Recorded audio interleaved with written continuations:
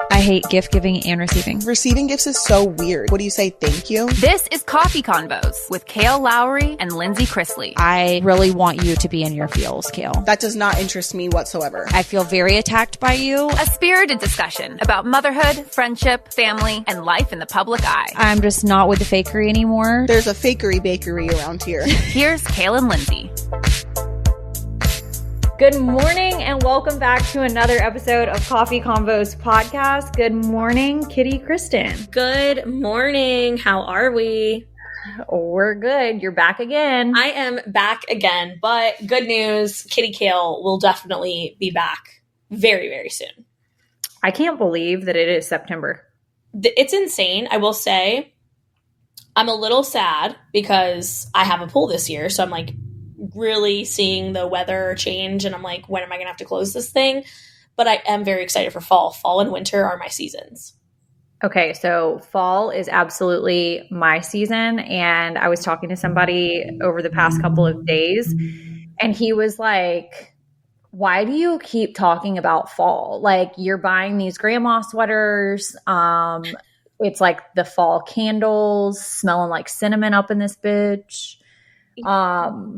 You know, the fire pit was used for the first time last night on my porch. And then when I went to Pilates, all the old ladies that watch the weather in the mornings say that Georgia is going to get an early fall. And I am not disappointed. You know what? I feel like Georgia has been, at least your area, has been going through it weather-wise. I don't think there's been a single time that I've talked to you that it has not rained at least 2 times in a week. I don't know what it is, but I feel like we've gotten more rain here this calendar year than ever before. It's insane. Like, and the amount of just like damage from winds and heavy rains and things like that that you've told me about is crazy. It's so crazy. I was sitting here going through my papers from when I got divorced because I had to send Jackson's parenting plan to the school. I think it's so crazy. We have never been asked about our parenting plan in all the years that he's been in school. And then he enters 6th grade and they're like, wait, can we have your parenting plan? It's crazy when you think about it, right? Like how every time they go back to school, I feel like there's something different from the year prior. But the fact that you haven't had to submit that, given what's like in your parenting plan, blows my mind. I mean, he's been in school for 6 years and we have never submitted it ever, which is crazy. And like to then be asked for it, I would be like, what are you looking for?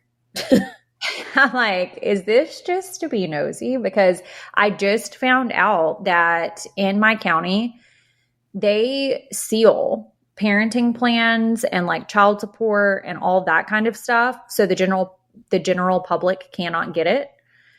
And I'm not sure if that's like the case everywhere, but someone told me that they do it because it is relevant to a minor child. I mean, that's fantastic. I think everywhere should do it if they don't. And then I was like, that's why it makes so much sense why people can't get my parenting plan, because people have sent me messages like for years saying, oh, we tried to access your parenting plan but can't get it. Does that ever sketch you out? You're like, why are you trying to look that up? No, I think the reason people try to look it up is because Kale talks about my parenting plan all the time. Yeah. And she's like, it's so detailed, which it truly is. I was telling somebody about a section of my parenting plan earlier today, and she was like, wow, that's very, very detailed. And I'm like, yeah, because this is my minor child that we have to co-raise until he's 18 years old. So if you think I'm going to have anything in there that is up for somebody else's interpretation that I know is not going to be the way that I interpret it, absolutely not. You know what? I have an idea, like a new business venture. I feel like you could offer custom-made parenting plans. I feel like that's illegal. Is it for real? Wouldn't that be like acting in the capacity of an attorney? No, it's like you're giving it as a template. And you could literally say, like, I don't know. We'd have to look into it. But I just feel like you could be like, I'm writing this up, take it to an attorney to like validate it. Oh, it's validated. You know, I don't know. I feel like it could be good for you.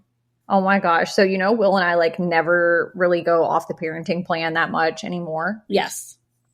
But in moments where I feel like we need to use it because we can't come to an agreement for something, I have it in my Google Drive on my phone.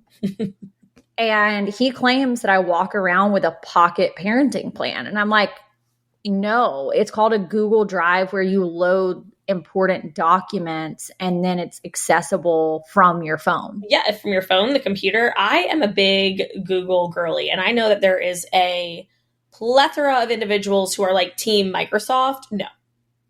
Wait, what even is Microsoft? I haven't known about that since college. It's like a whole different organizational system. They have like OneDrive, which is kind of like their variation of like the organizational system that Google has.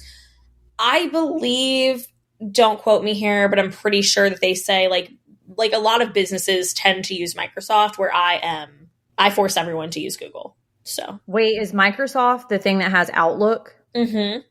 Okay, yeah, I will not be an Outlook girly. Yeah, so everybody that I work with uses Google. I love that. I need to tell you something that Kale sent me. I'm scared. But I had already seen it. Okay. It says, and this is on Pro Breaking News on Instagram. Okay. The headline is Serial Butt Sniffer Arrested for the Third Time. Oh. And I'm like, okay, I'm looking at this guy and he looks somewhat normal. He has like a little teardrop like looking tattoo. Okay. And then there are pictures, if you scroll over, and it says in a comment, you should give the footage to both Barnes and Nobles and the police so they look out for this guy. I'm glad you're okay. So evidently this girl posted 2 different photos, and it's in the book section. Well, I guess the entire Barnes and Noble would be a book section. And he's like crouched down, almost looks like it's on a section that might have like board games or something. Okay. And you see her, and then you see him behind where he's like very close to her ass. And then it's a more zoomed in situation where he's sniffing like the back of her butt area. Okay. Now I'm understanding. So this is the serial butt sniffer. Yeah. So it says that he is a 38-year-old registered offender, was arrested back on August 20th in Burbank for targeting women in public. It marks his second arrest in just 2 months. Oh. I love that. It sounded I'm like, are we watching Law and Order? so funny. Okay. Oh, shit. Wait. So it has like more information. It says records show that he was already on parole and facing earlier charges from July involving inappropriate behavior at a Nordstrom Rack. Like, why the fuck are you up in Nordstrom Rack sniffing ass? No, but literally, but like, why would you go to Barnes and Noble? I don't know. And it says he has a troubling history with similar incidents dating back to 2021. Authorities booked him and he is being held without bail. It does say that Burbank later dropped the case. Okay. But like, you've been sniffing ass like in public since 2021. Like, why are you still roaming? It's not funny. It's so violating, I'm sure. But I'm just thinking about this and I'm like, okay, so he was held without bail. Yeah. But there's people who like murder people who are held and they can have bail. Yeah, I know. So I'm just like, what the fuck is going on in the world? But could you just imagine, like, let's say we were just strolling around Barnes and Noble and just saw some random man crouched down with his nose in your ass? Absolutely. I would be the one. The way I would go to jail because I would fuck him up. Yeah, like we would be getting into a physical altercation in whatever section of Barnes and Noble that he was in. And I'm a freaking rewards member there, okay? Not a rewards member. Oh my gosh. I have to tell you, speaking of books, Speedy Gonzalez reader, finished It Starts With Us. Kristen, the way I bawled my eyes out. Do I have to read it? The way that it put an emotional toll on my mental state. Oh, shit. The way reading his vows to her at the end of the book. Are you spoiling this for me right now? Yes, it was a little bit of a spoiler, but like, if anyone ever like wrote vows like that to me and they were read at my wedding, I would not be okay for the foreseeable future. Oh my God. Now I want to read it. And I'm not like a sappy, like, no, you're not. Lovey-dovey girly. Like, I'm not. And you know what's so interesting? That book changed my entire perspective on public vows. Ooh, tell me more.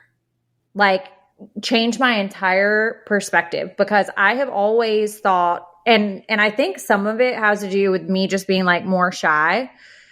I've always thought that like vows should be an intimate situation between a husband and wife. Okay.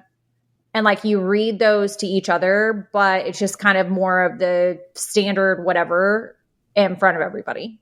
Mm-hmm. And now I disagree with my whole self. So now you are more open to public vows.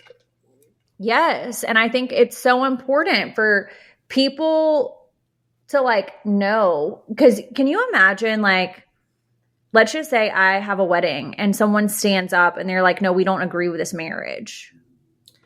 You know, it's like funny. If you're up there professing your love to one another and vows that were of the caliber of what was in that book, there would be no, what do they call that? Like contesting? No, not contesting. Yes. Objecting. There would be no way that anyone would be like, yeah, this marriage needs to be objected. Coffee Convos Podcast is sponsored by BetterHelp. I genuinely have a question for all of you. Who do you go to in order to solve your life's problems? So is it your group chat? Do you happen to overshare with strangers, your hairstylist, anybody like that? Because for me, I absolutely turn to my best friends and my therapist, because there is a massive difference between the two. Therapists are clinically trained and licensed, so that's a huge difference between that and your group chat. I truly do not know where I'd be without my therapist. I started my therapy journey over 2 years ago, and I have gotten through a multitude of things with the help of my therapist and the techniques that I've learned in therapy, and I'm so, so grateful that I started. If you have been considering therapy, I definitely recommend checking out BetterHelp. BetterHelp has been helping people find their match for over 10 years and have a 4.9 rating out of 1.7 million client session reviews, which is amazing. BetterHelp therapists work according to a strict code of conduct and are fully licensed in the US. They also have a therapist match commitment, which is fantastic because sometimes you don't find your perfect match on the first try and it takes a little bit, but BetterHelp does the initial matching work for you so you can focus on your therapy goals. They give you a short questionnaire that helps identify your needs and preferences, and their 10 plus years of experience and industry-leading match fulfillment rate means they typically do get it right on the first time. But if you aren't happy with your match, you could switch to a different therapist at any time from their tailored recommendations. It's fantastic. As the largest online therapy provider in the world, BetterHelp can provide access to mental health professionals with a diverse variety of expertise. Find the one with BetterHelp. Our listeners get 10% off their first month at betterhelp.com/coffee. That's betterhelp.com/coffee. Well, did you know that you can actually have that taken out so that no one can object?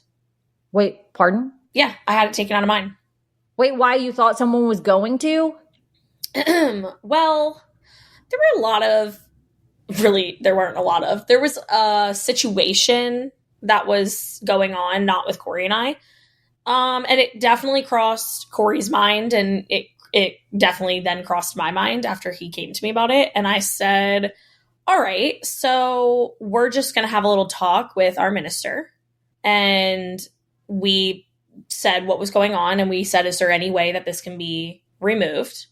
And she was like, yeah, there's only like very few things that you legally have to do.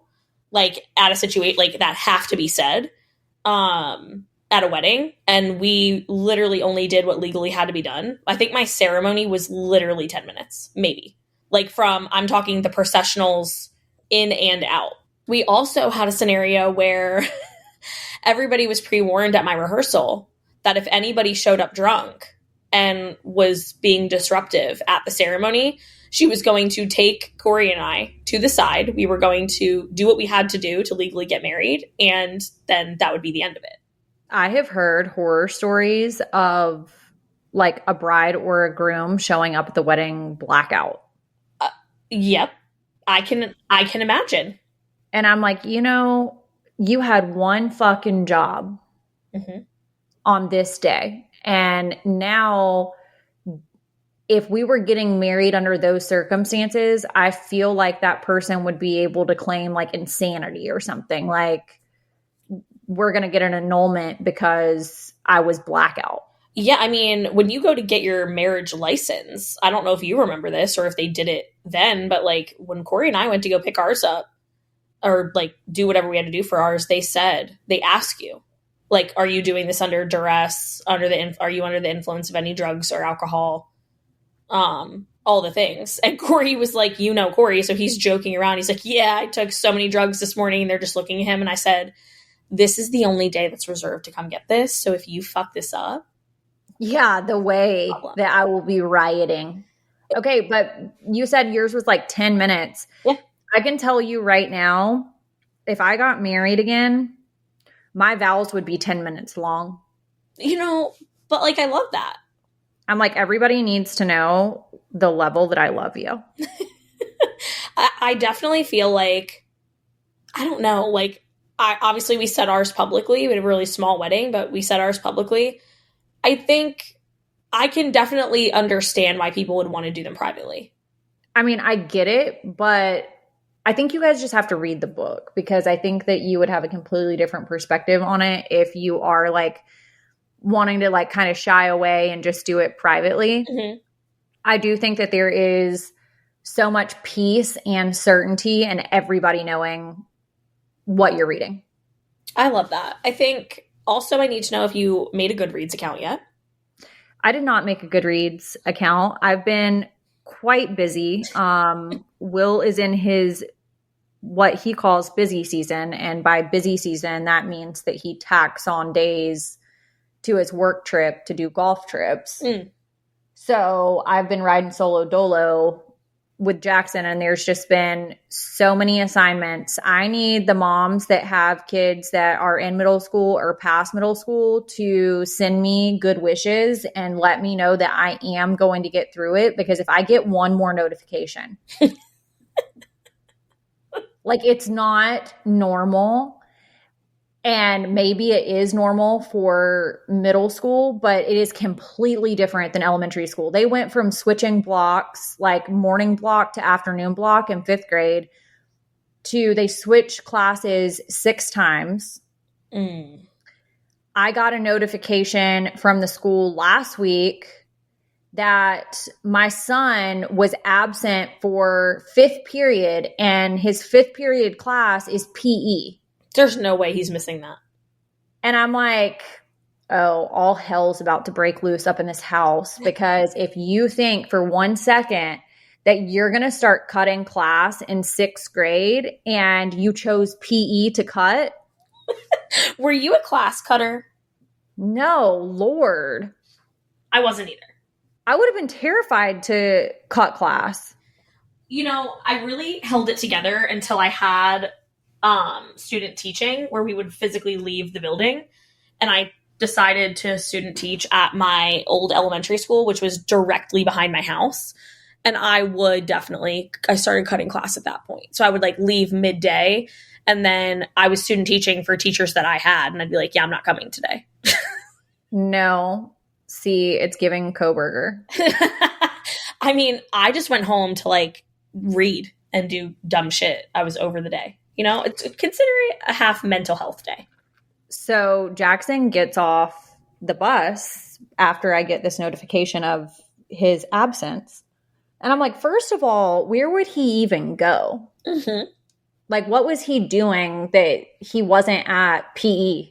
Well, like, that's a great question. And also, the only thing that I could think of that no one would find him is if he was holed up in a bathroom.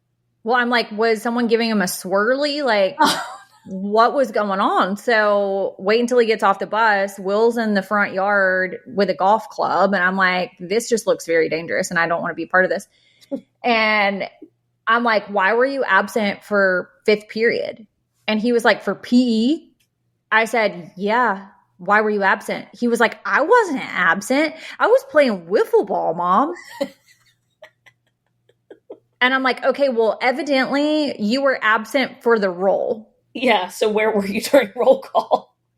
He was like, well, we had a sub, and he was like, Jackson, when he got to me. And I said, yeah, it's me. And he said, no, it's not you. And then he said, Jackson again. And I said, yes, 3 times. And so I don't know why he marked me absent. And I said, so did you go to home ec after PE because you weren't absent in that class? He was like, yeah, we made cake pops. And I was like, oh, okay, so you could go to that class, but you couldn't be present for the roll for PE. That is, keep on keeping on. Did you figure out like what the heck had transpired? Yeah, he had a sub, and apparently the roll got all messed up. And so I had to go into the office to turn in the freaking parenting plan. And the registrar also does like the attendance and stuff. And I said, and by the way, my son wasn't absent for fifth period PE yesterday. They were probably like, oh, good to know. Like, can you also fix that in the attendance book? Because if I get one more notification from the school about truancy, not specifically like for me, but just like the policy of the county now on truancy issues. Yeah. So speaking of truancy, I saw this on, it's called The Misfit Mama. And it says, schools be like, please don't send your child if they're sick. Also, schools, here's a warning because your child has missed too many days. We were talking about that not that long ago about like the doctor's notes now not being accepted. And I'm just trying to figure out how that's going to work with truancy. You know, I don't really know, but okay, so for middle school here, they start at 9 a.m. and Jackson does not get off the bus until like 4:45 or 4:50. Mm-hmm. If your child's going to have a doctor's appointment, it's going to need to be between those hours. Mm-hmm. So what are you supposed to do? Just not worry about their general well-being and not do like regular doctor's appointments and dentist cleanings and orthodontist and whatever else shit that you've got to do? I don't understand. I guess I just don't really understand the truancy policy. I do to some degree, right? But it's like think about it like when you're in college, right? Attendance was part of your grade, at least in majority of my classes. Mm-hmm. Attendance was part of your grade. But you're paying them, right? So like, I don't know how your school works. I pay school tax where I live. I don't have. Yeah, we all do. But like, I pay school tax. Some places don't have school tax. It's like, I think funded through part of their property tax or something like that. Mine are 2 individual taxes that I have to pay. I pay a lot of money there. If you're going to sit there and you're going to tell me what the fuck I'm going to do with my kid, that seems a little ass backwards. It is ass backwards, and it pisses me off. And every single time, this same time of year, always go through this pattern of psychosis of I'm going to become a homeschool mom. It's like they can't be absent from home. Mm-hmm. I don't understand it, but if you think that my kid's going to miss like a routine checkup or a dental cleaning or whatever so that he can sit in PE, like we're not doing that. And also, I could not be the only parent that feels like this. If I walk into that office and know that my child has an orthodontist appointment and I write the reason for the checkout as doctor or whatever, that should be sufficient. Mm-hmm. I do understand there are like certain issues like truancy stuff that should be looked into for sure. But when we're talking like maybe a couple of times a year, and then just fuck a vacation, because if your kid goes to the doctor like 4 different times for 4 different reasons, now you've eat up all your days to not be able to go on vacation. It just, I don't know. It doesn't, I feel like schools are basically, there's just a lot of things that like feelings that I have about them, but I'm thinking like almost, I don't want to say upgraded daycare because that's not what I mean, but obviously it's like a place for your child to go while the parents are working, but even then it doesn't like always align with typical work hours. And they're teaching your kids to testing. They're not teaching your kids to teach your kids to things that will be helpful to them as adults. Don't even get me started on this, because I don't want Jackson hearing this, because he thinks that what he wants to do for a job when he gets older, he will not need science for. And so he's like, I'm just confused why I have to take science, because I don't need to know how many milliliters are in whatever. And so, you know, it's just those hard conversations that you have to have with your kids. Will and I both were like, well, if you're ever going to cook, you need to know how to measure. So that's like a life skill. And he was like, yeah, but I learned that in math. I'm like, okay, I understand that you don't like doing projects. Like, I get it, but you're doing them. You know, he has a point. I'm just going to say that. I'm right. Okay, well, I understand, but also if you're going to attend public school, then they have to meet certain requirements. And so that means that you have to meet certain requirements. And I'm not having a conversation on why we don't need science. I'm well aware that there's a lot of things in life that we don't need. However, these are the classes that are required for you to go through 6th grade. So if you don't like doing projects, learn to like them, because you're going to do them. Yep. I mean, that's also valid. Like, we all have to do shit we don't like. That's what the lesson is right there. Doing shit we don't like. This episode is brought to you by Progressive Insurance. Fiscally responsible, financial geniuses, monetary magicians, these are things people say about drivers who switch their car insurance to Progressive and save hundreds. Because Progressive offers discounts for paying in full, owning a home, and more. Plus, you can count on their great customer service to help you when you need it, so your dollar goes a long way. Visit Progressive.com to see if you could save on car insurance. Progressive Casualty Insurance Company and affiliates. Potential savings will vary. Not available in all states or situations.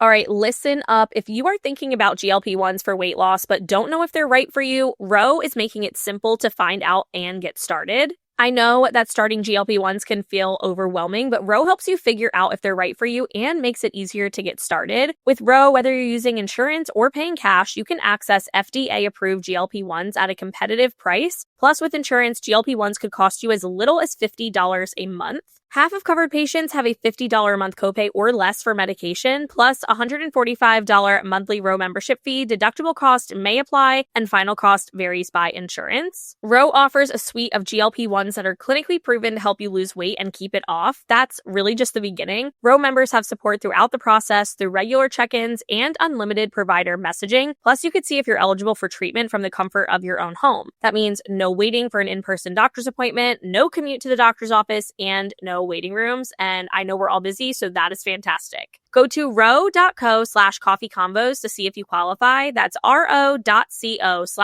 convos. Go to ro.co/safety for black box warning and full safety information about GLP-1 medications. RX required. We have to do shit every single day that we don't like. Let me tell you this. So does anybody else have kids that make fucking messes everywhere, and then they come, let's say they come downstairs into the kitchen and they're like, why is all of this stuff on the counter? And you look around on the counter and it's all your kid's shit. And it's like, well, there wouldn't be all this stuff on the counter if you didn't have 3 baseball hats where you've changed them out 3 times over the weekend, markers where you had to do a makeup assignment that you didn't turn in.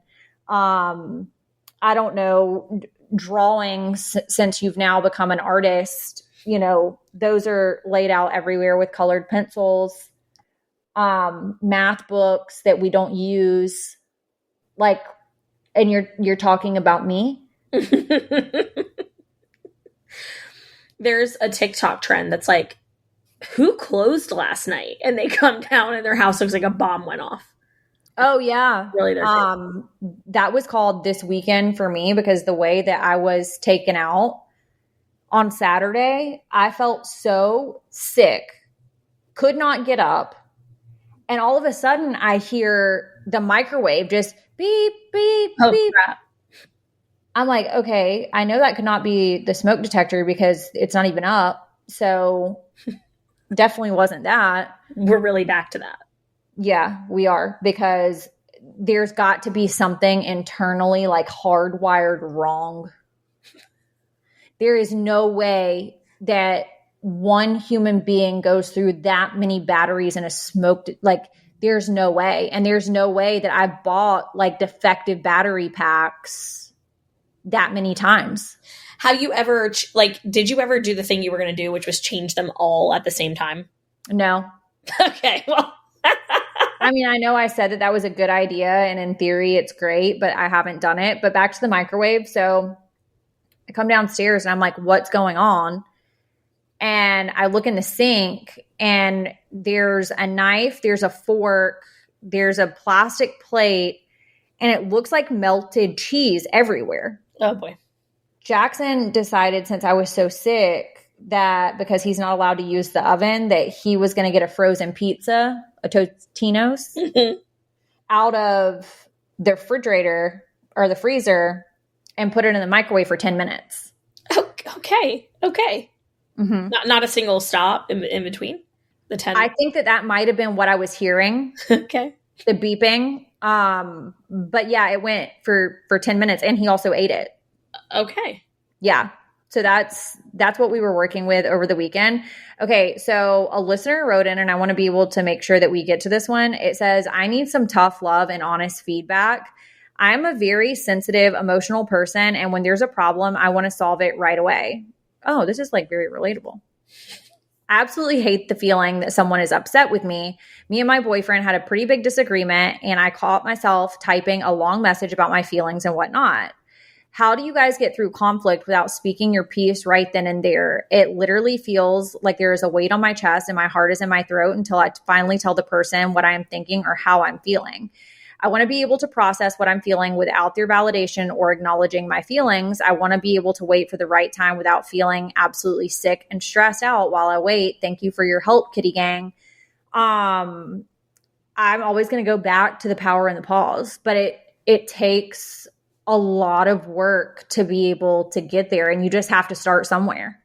I used to be this way. I used to be the one that had to like fix everything right away or attempt to fix everything. And then within the last couple of years, I've hit the person that's like, I have not hit anybody. First of all, that sounded really bad. I have hit no one. I have become the person who is the polar opposite, where I actually never want to talk about anything at all. And, you know, that's also not great, but it does allow for room to pause. And when I do eventually talk about it, I can do so in a way most of the time without blowing a gasket, which is good. I found myself being this person for actually most of my life. Mm-hmm. And until my therapist told me about the power in the pause, I had never really thought about like emotional regulation like that. Mm-hmm. I feel like this person that I used to be, it comes across like very impulsive. Okay, I could see that. Right? And then I think you get to a place that you pause for so long once you learn to do it that you slightly like start seeping into being an avoidant. Mm-hmm. So you've got to find like that equal balance of not avoiding for too long, but also not addressing right away. Like if you are not in an emotional state to be able to address something calmly and effectively, then it should not be addressed. I would agree. I'm trying to think back to like when I definitely was doing this method of communication and nothing good came out of it. Nothing ever good comes out of it. And here's why, because you don't have restraint on your own emotions. So if you don't have restraint on your own emotions, anything that someone says to you, you're going to be naturally emotionally triggered because you're already in a triggered state. Agreed. I agree. I am no longer typing long ass messages. I am no longer feeling the need to address something right away. And I also learned this from my therapist. If everything is an emergency, nothing is. That is so true. And that goes to like people's prioritization of things. And I'm talking whether that be at work, in life, in general. Everything cannot be a priority because nothing is. Mm-hmm. Ever. You cannot. That is just not the way that life works. So you have to pick things that you want to focus on while keeping other things stable. I agree. I also found this handy dandy app in my phone called the Notes app. Mm-hmm. And if I want to address something, but I'm in an emotional state, I will go and create a new note in there and kind of like type out my feelings or things that I want to address like in that moment. And until I get to a state of emotional regulation, I will just keep revisiting that or adding to it or taking away from it until it's no longer like emotionally charged. Which I think that's a really good way to go about it. I used to do some of those things, especially I found myself doing it when Corey worked night shift because we were literally passing ships. So he would get home and I would be asleep. I'd wake up, I'd work all day, and then I would still be working when he left for work. So there was really no time for us to really have any types of conversations and stuff. And things would fester and things would build and I would be hauling off text messages at him while he was at work. And that's not okay because I wouldn't want that done to me while I'm at work. I can't properly focus on my job and I can't give that the attention it needs. So I started using my Notes app and just being like, basically writing out a meeting agenda for the next time we'd be able to talk. No, I think it's so wise. I do personally feel for this person because I have so been here, and I do think that it is a place that I have been more times than not in either a co-parenting situation or in like a romantic relationship situation that I find myself the most dysregulated in those two areas of my life. Definitely. I would agree. I do feel for this individual. The next person says, I've been a stepmom since 2020. I married my husband 1.5 years ago, but we've been separated all year. Oh no. I have a 5-week-old with my husband and he has a girlfriend. I moved out of our home earlier this year and the girlfriend moved in. You would think being a stepmom, I transition okay with my daughter having a bonus parent, but I'm struggling bad. I can't stand knowing that the other woman is caring for my baby when she's in his home. Please, any helpful tips? Okay, hold on. Let's unpack this. This is a word problem. This is what this is. This is a word problem. Okay? I didn't do great at these. Married her husband 1.5 years ago, but we've been separated all year. So it's August. So that's 8 months. So they were separated almost longer than they were married? That's what I'm gathering. Okay. And then 5-week-old with my husband, he has a girlfriend. Moved out. Okay. I think that in and of itself, just like the timeline, must be so hard to even wrap your mind around for this individual. Yeah, like a 5-week-old with the husband. It's if I'm doing my math correctly, it sounds like they got pregnant maybe like 2 months before they separated.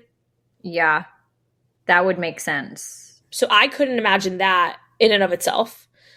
Also, I don't know about like other places, but I do know of lots of friends who have been through divorces or separations or whatever with very young children. And 5 weeks old, I don't know, like I would not feel comfortable with if I had a 5-week-old and this was my situation, I wouldn't feel comfortable with that baby going to its dad's house with a girlfriend without me there. I would agree. I'm like thinking about 5 weeks old, like you were so reliant on the mom, right? Mm-hmm. I don't think that I could do it. So I give props for this person being able to do that. Also, I'd like, this is not to cause any issues. I just am thinking out loud. Don't you technically, when you're separated, if there's no custody agreement in place, don't you actually not have to do any visitation? In this specific situation, if they really like wanted to get into it, she could have left him off the birth certificate, requested paternity, like drug it all out, got a custody order. I don't believe that a judge would have made her give her 5-week-old baby up to the dad in this situation. I know this would have just never worked for me if this was my situation because I was breastfeeding and I was not pumping. And I'm just thinking about 5 weeks old. You are in the thick of postpartum. You're in the thick of no sleep. Your emotions are probably all over the place. Physically, you're still healing. You're still recovering from birth, regardless of what kind of birth that you had.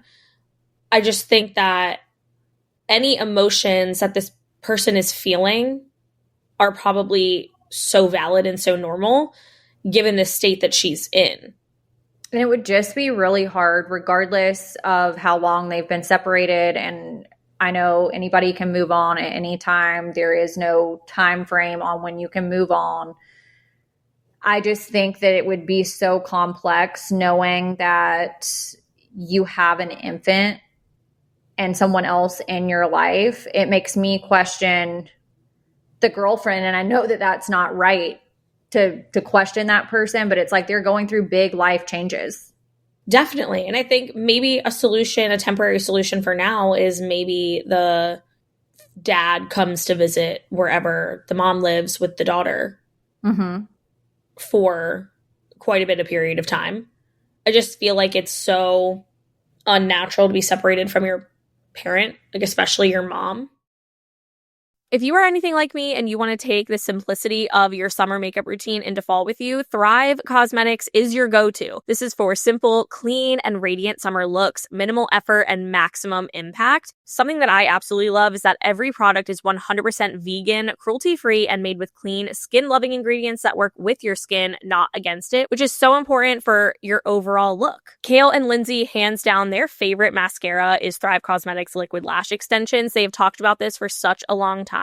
It's their vegan tubing mascara with over 40,000 5-star reviews. It is sweat proof, which is perfect for the hot weather we may still have. It also comes in 6 shades that last all day without clumping, smudging, or flaking. It makes your lashes look so good, so long by wrapping around each lash from root to tip. And it's so easy to remove. It slides right off with warm water, no yanking out your natural lashes, which can be an issue with other mascaras. They also have nourishing ingredients that support longer, stronger, and healthier looking lashes over time. One of my favorite products is the Brilliant Eye Brightener, which is their waterproof eyeshadow highlighter stick that's made to brighten and open your eyes. It just gives you a really radiant eye look, which was perfect for summertime or truly anytime. So you can maximize your look with minimal effort. Go to thrivecosmetics.com/coffee for an exclusive offer of 20% off your first order. That's Thrive Cosmetics, CAUSEMETICS.com/coffee. So I'm assuming that this husband, because she said she's been a stepmom since 2020. So I'm assuming this husband has a child with a previous I'm assuming as well. partner. So I would also assume, but probably not safely assuming, that he would have knowledge of how to care for a child. I don't know. Like the baby being 5 weeks old, like I'm hung up on the 5 weeks old. It's just so young. Like that is just so incredibly young. My baby wouldn't be going a damn place at 5 weeks old. I don't even think, like I'm just trying to think of situations that I've known about and been a part of with really small babies like that. And I don't even think like visitation. I think it's very reduced visitation at that point if it's court ordered. Like I'm talking like I think it's like an hour or like maybe 2 hours. Yeah, I mean, I'm assuming that just based off this person writing in that they haven't gone to court. Yeah, there like is probably no court. legal route. Yeah. Any I just helpful feel tip? so bad. Anybody who's listening to this that has any better advice than what we do, because I feel like my advice is just not valid, because I can confidently say if that was my situation, my 5-week-old would not be going anywhere. Yeah, I mean, helpful tips, like I said, the only thing I can really think of is to have the dad come to you. Mm-hmm. And if you're comfortable with having the girlfriend come to you too, like maybe the girlfriend can sometimes come. That truly is like up to you. I think you're at a vulnerable point. And I think just survival for you and your child is supposed to be a priority. Vulnerable, but also I would imagine some phase of grief as well. Like, I'm just trying to put myself in this person's shoes. And if I had just gone through a pregnancy and given birth, and you're in the thick of postpartum, and the fear as a mom of your baby going anywhere and you not being able to be with them, and then to know that immediately at the point that that child was born, that another woman was in that child's life, like the grief. It has to be so, I cannot imagine, like I don't even have a child. So like trying to put myself in those shoes is rough, but also thinking about the extenuating circumstances there, I'm like, one person can only really like deal with so much. For sure. We do have a follow-up on the conversation about, keeping up with the Joneses and buying our kids expensive stuff because other kids have it. Mm-hmm. There was a parents.com article that says 2 out of 3 parents say that they take on debt just so that their kid can fit in at school. So it says back to school season is full of excitement over new classmates and a busy routine, but along with all of that buzz comes the fears of fitting in. In today's era where social media continues to define what cool means, kids are more aware than ever about how they look and how others perceive them. Kids today feel pressure to own name brand water bottles that cost 4 times more than regular ones, backpacks with the right logo, and leggings that run well over $100 a pair. While expensive trends have always existed, many parents are feeling the pressure to spend more than ever. In a new survey from Bad Credit, they found that 66% of parents would go into debt to help their child feel like they fit in at school. Another 57% admit that overspending to avoid disappointing their kids. Wow. Yeah, it says the price of fitting in. It's easy to see why 2/3 of parents say that they feel pressure to spend so that their child has a sense of belonging at school. Just months ago, a 9-year-old went viral after she came home crying because her classmate made fun of her fake Stanley. Her mom shared this story on TikTok, where commenters scrambled to send her the real version. Other parents from Ohio to Texas have gone viral for sharing stories of their children being singled out for not having the trendy cup.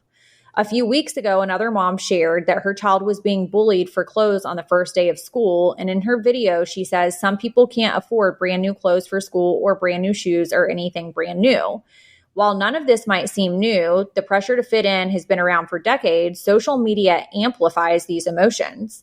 Kids are posting videos of their own back-to-school supplies or screenshots of items that they wish that they had that they wish they had, and asking other kids whether they'd be bullied for them. I feel like, and we truly regularly say that there is so much good to come from social media, but there is so much bad too. Like, as a mom, I love following other mom accounts, and I feel like it creates like a place of community and like-mindedness. Sometimes I even follow accounts to just get a different perspective of something that might be different from mine. But kids on social media today, and the pressures that social media puts on these kids, it's like they can't be kids anymore. It's just like, you have to think about how consumerism has affected, and overconsumption has affected adults, right? And then the fact that that's passing down onto kids, and then kids are on social media more now. seeing videos that other kids are making and just being exposed to even adults, right? Like looking at what people are buying their children. Mm-hmm. You have so many different things that they're exposed to than when we were growing up that I feel like it perpetuates the cycle of like the need to have or the have to fit in. Mm-hmm. And it's so fucking sad because it shouldn't be about that. It should not be about that. And it's so crazy because just last week, Will had taken Jackson to go golf. And it was just them. And Will had purchased these, like, he calls them fuck around shoes, but like just around the house shoes to play with in the yard. So like his regular school shoes and stuff aren't getting muddy and we have to wash them all the time and whatever. And I think he found these shoes at either like Costco or Sam's. I mean, they look like a mashup of like Air Max and Adidas shoes, but they're not name brand. Mm-hmm. And Jackson was like, if someone sees me in these shoes, they're going to make fun of me. Oh. And that is just a small example of how these kids are being made to think. And so I had to have a very frank conversation with him. I was like, number one, these shoes are brand new. Number two, if anyone makes fun of you because you're wearing these shoes, then the issue is them, not you. Mm-hmm. And I would imagine that it is probably so much worse for girls than it is boys because the boys have just that typical uniform. It's a pair of athletic shorts. It's a pair of damn Nike socks. Mm-hmm. It's either Crocs or some type of tennis shoe and a freaking t-shirt. Mm-hmm. Girls, the outfits that I see coming out of the cars and the drop-off line for school. Yeah. It's like they took a long time to get ready, to fix their hair, to do their makeup. And I started noticing a huge difference in our youth when it became very popular for these young girls, like 8 and 9 years old, doing Ulta and Sephora hauls. Oh my God, yeah. Yeah. And it's like, not that I think that they shouldn't have it. And I do think that there's something so good about the younger generations becoming more aware of like skincare and stuff like that. I think there is something so good in that. But at the same time, it's almost like it's putting a pressure on them that if their friends doing it and they aren't, then they just don't fit in. And that sucks because like, and they don't know it at that age, right? We didn't know it at our age. Like you have the rest of your life to sit here and do makeup and do all these things. But I think it's also putting added pressure on parents. And I don't want to say parents who fall for it, but I would be so curious in that study that they did, how many of those parents who said they would go into debt so that their kids didn't get bullied, how many of them were bullied? You know, that's a good question, truly. I remember the only time I ever remember being made fun of for something was my parents had bought me a Gap sweatshirt. It was when I was in 5th grade. Mm-hmm. And I got it for Christmas, went to school, and some douchebag on the bus said something to me about what Gap stood for. It was not nice. I'm sure. And you guys can look up what people say Gap stood for. And I was like, oh my God, I loved this sweatshirt. And now like people are making fun of me, so I don't want to wear it. Yes. It's like you're ashamed. Yes. But like there was no reason to be ashamed for it. And I look back on it and I'm just like, why did I give one flying iota I don't even know what the kid's name was. Mm-hmm. So like, why did I care? But I just feel like there are so many social pressures on our youth today that we didn't have. That's only one instance that I can ever remember of anything. And it wasn't even really that hurtful. It's just like, whatever, dude. But when Jackson said the thing about the shoes, I was like, okay, no, we need to have like a deeper conversation about this because number one, I need to know if you're saying this because somebody has said something to you at school about something else. Like I needed to dive into that whole thing. And it's just like, it's so true. Think about the families that have 4, 5, 6 children, and they have to go and buy all new school shoes, school clothes, whatever. That's not in budget. Mm-mm. No. And I just don't understand. Is it the rise of social media that has caused the extreme level of bullying? And then we have to get back to the conversation of define a bully, because the schools define a bully as somebody who individually targets one person and it is a repeated action. Mm-hmm. They don't define bullying as someone made fun of your clothes one time, so that's not a bully. Yeah, but like sometimes one time is really all it takes, and like not take the clothing part out of it. Sometimes being made fun of, period, one time is all it takes. Mm-hmm. Like we have seen such a rise of younger children self-harming, taking their lives. Like it's so sad. And you can't convince me that it isn't, because everything is at your fingertips these days, right? Like people don't have to just go somewhere to see people. They are in communication. They are actively able to see each other damn near 24/7.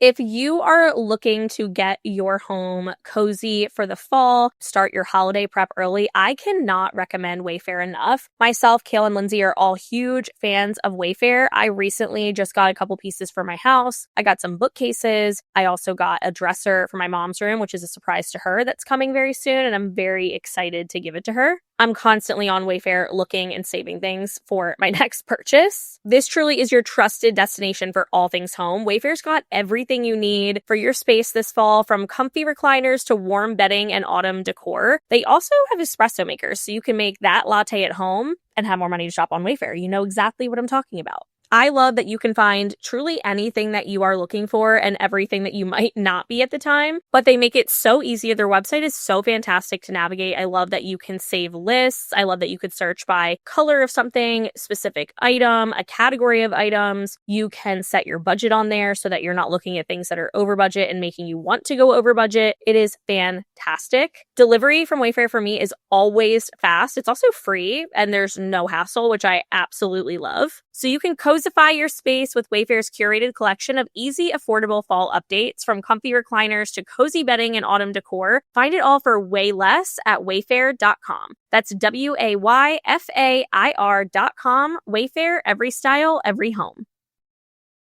I was just talking about this on my porch last night, and I said, I don't understand our youth and Snapchat.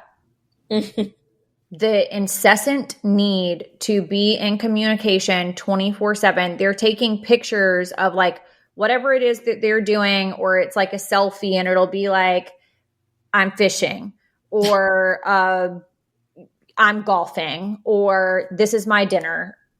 We didn't have that. We didn't have a freaking cell phone. So when we went home, there was a complete disconnect from everybody that you went to school with, unless they lived in your neighborhood or like on your street. Mm-hmm. Yep. And now you have kids that are on Instagram, they're on TikTok, they're on Snapchat, they're on all of these other apps. They're FaceTiming each other, they're texting each other, they're playing video games with each other.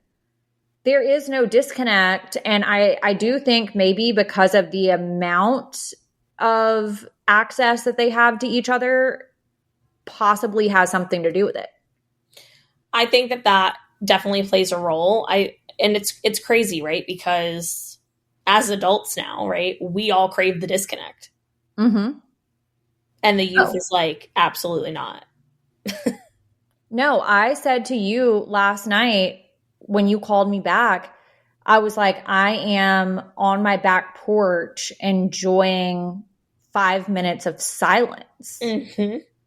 Our youth today, they don't know what to do with silence. They don't know what to do if they're not being overstimulated. Yeah, they have no idea. They don't know how to be bored, what to do. Their imaginations, almost non-existent. That's why I love that Jackson has found something that he can do, that he's not constantly either on a video game or in communication with his friends. Now, he does have a couple of little buddies that he goes fishing with, but outside of that, like, they're not up there on their phones. Like, they're literally fishing, they're in nature. And it makes me feel so good. Like he will come home and he will fish until like 8 o'clock. And he's not on his phone that entire time. And I'm like, you can keep up that hobby and I will keep funding that hobby for the rest of forever. 1000%. And it's probably interesting the actual lack of conversation they have while fishing. Oh, I know. Like I have watched before and it's kind of like this silent man sport or situation, whatever you want to call it. Jackson claims that it is in fact a sport. It's kind of like, oh, well, you want one of my worms? Yeah, you can have one of my worms. And then there's like no conversation. Then 5 minutes later, I caught something. Can you help me get it off? Yeah. Like that is the communication. And it's so cool because it's like they're learning teamwork, but also at the same time, they're learning to be by themselves and they're also disconnecting, but like connected. It's kind of like co-playing when they're little. Yes. And I was going to say that because I feel like one of my favorite way to like be with some of my friends is by like doing like co-activities together. Like we can watch the same thing, but I don't want to talk to you. Like I want to watch TV. I don't want to talk. Like it's like I enjoy the company that is there without it being company. Yes. Same thing with like Corey sometimes, right? I'm like, okay, I don't always identify, like if I'm in the living room upstairs and I'm reading a book and he comes upstairs and he wants to play PlayStation, I don't identify that as spending quality time together, but we're like in the same area doing stuff and there's like a comfort there of like being with someone, but not having to be entertaining somebody or in full communication. Okay, well, it's interesting that you brought this up because I find myself, I am a quality time and physical touch. Mm-hmm. I find myself wanting, the more I become disconnected from my phone and like apps, the more that I crave like the intentional conversations. Because I don't feel like I'm overstimulated in those moments. It's not like I'm accessible to my phone or, you know, I'm on my laptop. No, it's just like me and that person and a porch. I love that. Like I'm much better at having intentional conversation on weekends if I'm not working. If I'm completely out of my work brain and I'm just in my other brain, like just me, I do like that. If I have had a really long week or I'm working and I'm so overstimulated, it is so hard for me to try to have like a conversation about anything else because I'm on such like a thin, like my wire is so thin at that point. I know. And I'm sure a lot of people feel like that. I think that probably my perspective comes from some of the past experience of a marriage falling apart. Mm-hmm. And knowing things that contributed to that. And it's like you're so overstimulated in your day, like whether you're raising children or it's your job or it's his job, that it's almost like be here with me, but like don't. Yeah. And now that I'm outside of that marriage and now that I've had to face the fact that there were some contributing factors that both of us contributed to that, you know, ultimately created that situation. I am more aware in current time to be like, okay, no, like I need to disconnect and we need to cook dinner together and we need to have individual time with each other without our phones and without a laptop and without extra noise. And I know that's not the case for everyone. I actually saw this TikTok. It was a single mom with 2 boys. And she said, I'm tired of people coming on here saying something about it must be nice to have the luxury to be able to do. And she was talking about similar things that I'm saying because I have my kids all the time. And she said, well, then just get a fucking divorce. Oh my God. Are you okay? But I'm not saying it works for everybody. And I do think that when you are in a co-parenting situation and, you know, for me, it's like a somewhat 50-50 for most of the time, not all the time, but I do think that I am able to disconnect in that way because of that. Yeah. I think really disconnecting in general is just good for the soul. Listen, the disconnect that I'm about to have in the next couple of days, nobody is going to hear from me. And I know that that's problematic. Lindsay's going to go MIA. I am giving you guys the warning that I'm going MIA. I do have to ask you about this because I want to know how you would feel. It was on People magazine, and it says that this woman feels left out after her boyfriend tells his friends that she can't go on a couple's vacation. So it says the things that we need to know. This woman says that she's often left out of group activities by her boyfriend. Tension rises after she finds out that he made plans with his friends without including her. Commenters are warning that the pattern may reveal bigger problems in the relationship. This woman turns to Reddit for support following her boyfriend's decision to leave her out of a trip with their mutual friends. She says that this is not the first time that she has been excluded from important events or activities, and it has left her questioning the relationship. In a quote, "We've always had the same argument about me being left out of activities." According to her, her boyfriend often refuses to invite her to dinner with mutual friends or hobbies that she's been asking to try. She says that there is usually some convincing reason why he forgot to include me, and I let it go until recently. The breaking point came after discovering that he agreed to attend a long-anticipated trip with the friend group, but told everyone that she would not be coming. Okay, so I'd break up immediately. This is like an immediate red flag. This is crimson. This is blazing. This is setting everyone on fucking fire. Okay, so there's one of two things going on. One, he's not serious about the relationship, or two, he's bringing another individual or multiple individuals to said events and not you. So it does say later in the article that the couple is a part of a co-ed friend group. So this friend group that he's going on this vacation with that she's not attending is their mutual friend group. Okay, but is it mutual because he was friends with them first and she came into it and became friends with them, or?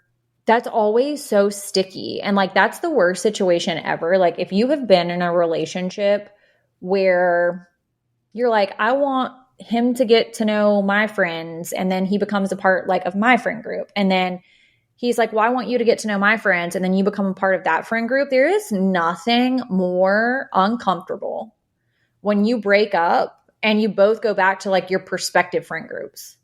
Yeah, because you're ousted from the other one. Right? Yeah. Luckily, in my last situation, because it didn't end like what most people would probably say, or the naysayers would say, oh, it was like bad. No, it really wasn't. We've somewhat been able to remain cordial and like friendly with everyone, which is nice. But I wonder how often that a woman joins a guy's friend group versus a man joining a woman's friend group. That's a good question. That is a good question. Because I would say in my situation, most of the time, I only have two situations that I can reference. They kind of gravitated towards my friend group.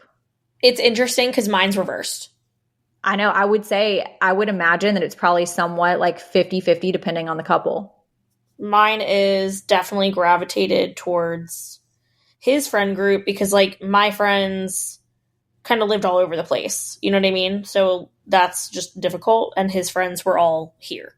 What this situation is giving is that he wants his cake and he wants to eat it too. It's like he wants to go and do this trip with their co-ed friends, but what it would make me think, not that he's taking someone else on this trip, but maybe it's like a means to an end. So he's going on this long-awaited trip and maybe he's entertaining someone else. Yeah, but there's so many other things that she hasn't been invited to that to me, it's like, okay, well, someone's taking up your time. You're not going to volunteer to go on a trip that all like other couples are going on. Yeah, because I mean, is that like third wheeling a couples trip? Yeah. Literally. Like, you're the only single individual that just not really. Like, I don't understand. It says that she shares that her boyfriend told their friends that she would be too busy with her new job to take off 4 days. In a quote, she says, I actually managed to get vacation time approved, but when I excitedly told him, he shut me down, saying that everyone had already booked flights and there wouldn't be any more space in the rental house. Like, I will sleep on top of you. Like, that's just so cruel. To like, if that were ever a circumstance for, I'm just thinking of Corey and I, like, he would sleep on the floor before he was like, sorry, there's no room. Like, if it's a couple's trip, then how is there no room? It doesn't make sense to me. I'm like, what are you sleeping on? The sofa? No, because the space, like in a couple's trip situation, wouldn't the space be like, this couple has this room, that couple has that room? That's what you would think. And like, the only thing I'm like, are you in a bunk bed or something? Like, I don't understand. That would be real fucking weird if there was like a couple on the bottom bunk and then just like a single person on the top. He's just crashing the couple's trip, which is why I don't believe that that's a thing. I think that there's another individual. I believe he's just a cheater. Mm-hmm. Yep. Agreed. And on that note, we have foul play. Okay. This one was emailed to us. Hey, kitties, I have a foul play for you. Here it goes. Me and this guy had been friends with benefits for about a year, and he was a good time. Well, one night I went over around 8, and when I got there, we always had a couple shots to loosen up and relax. Tonight, I decided to really try and relax, and I ate a tiny, tiny part of an edible. This was my first one ever. This is not going to go well. Well, I hadn't eaten lunch that day. Not long after, the alcohol and edible started sitting weird in my stomach, and I felt sick. We sat on the kitchen floor, and he fed me chili cheese Fritos in an attempt to settle my stomach. That is a guy mentality for you. There ain't nothing about chili cheese or Fritos that's going to settle a stomach. Like, this man, chili cheese Fritos, here you go. We've got this. Okay. After about 10 minutes, I felt the urge to vomit. No shock there. I ran to the bathroom, began vomiting so hard that I was farting. Yes, blowing ass like I've never blown ass before. To make it worse, I was sitting crisscross applesauce on the tile floor, and the air coming from my ass was bouncing off these floors. It was so loud and so embarrassing. Nope. This poor man came in, put my hair in a ponytail, and held a glass of water for me to drink and fed me tater tots. Where is he getting these food ideas from? This is giving like Frat house. College dorm. He carried me to bed later and held me all night while I slept. I thought he would never talk to me again, but we definitely did hang out a few more times before I finally cut things off. I hope you enjoyed this, and remember to always eat lunch before taking shots and eating an edible. Okay, I will just have to say, if any man, like I went to his house or his dorm and he thought he was going to feed me chili cheese Fritos to settle my stomach and then back it up with tater tots after I've thrown up, like that's an immediate no for me. Also, she said that she was blowing ass. She's never blown ass before. They're both troopers, because the fact that they hung out a few more times after this, like maybe they should have been more than friends with benefits, because this is giving like early stages of marriage. I was going to say,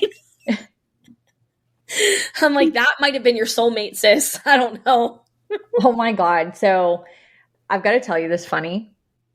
I was on the phone with Will the other day, and I told him that I wasn't feeling well. And he was like, well, I mean, what kind of sick are you?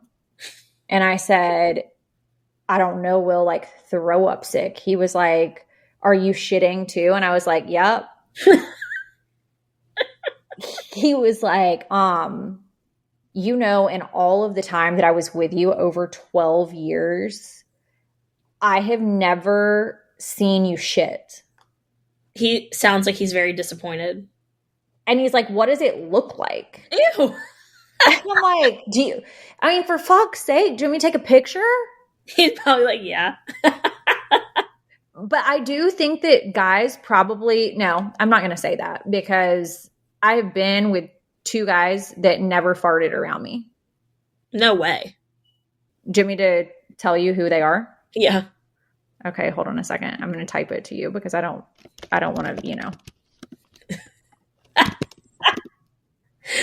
You know what? The last one doesn't shock me. The last one doesn't? The last one doesn't. I guess the first one also doesn't surprise me.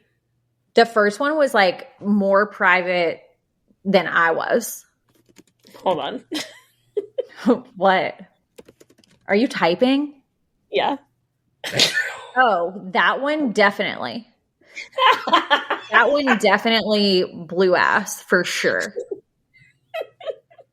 And I'm just like, okay, moving forward now that I had been with 2 people at that point. I'm like, okay, the next 2 people, I'm giving it away. The next 2 people that I get with, like, please never fart around me. There will be no Dutch oven. Mm-hmm. Do not shit with the door wide open. I don't need to know any of that information about you, in fact. No, I don't want to know any of it. I wonder, percentage-wise, how many women fart and shit in front of their partner, and percentage-wise, how many men fart and shit in front of their partner. I didn't have a choice when the first time that it went down for me. It was Corey's fault. Wait, what? It was literally Corey's fault. He made you shit? Well, okay. So we were moving into the apartment and I had the stomach bug. Mm-hmm. And I'm trying to like move in. It's May. It's hot. Like, just whatever. Corey goes into the apartment. It's a very tiny apartment. He crop dusts and I start vomiting because the smell was horrific.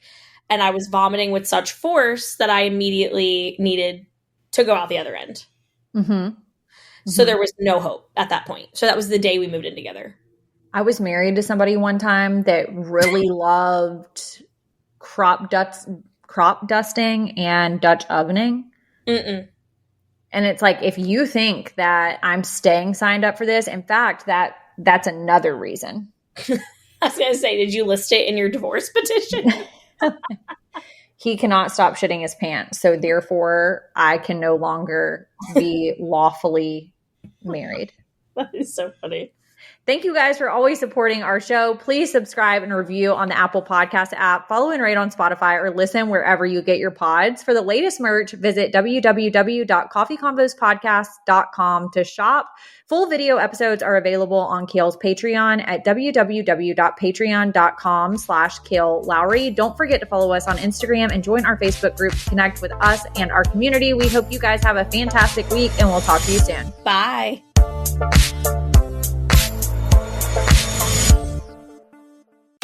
Just when you thought summer couldn't get any hotter, Pluto TV is turning up the heat with thousands of free movies.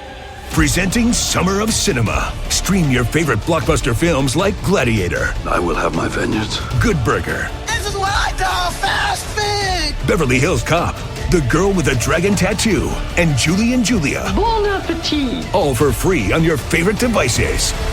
Pluto TV. Stream now. Pay never. Is this thing on? I'm Caitlin Bristow, host of Off the Vine podcast, where I get real. Well, maybe a little too real sometimes, with my friends and celeb guests from Bachelor franchise and beyond. I'm talking guests like Jonathan Van Ness, Nikki Glazer, Wells Adams, Elise Myers, just like in this like business jacket, like I would love some tacos. Heidi D'Amelio, Big Brother's Taylor Hale. I have to bring it up because it happened and we're going to get through it. What I do. And so many more. So come hang out with us, hear ridiculous confessions, and get a little vulnerable because you know what? We're all just floating on this weird little planet together. Follow, rate, and review Off the Vine podcast wherever you listen to your podcasts.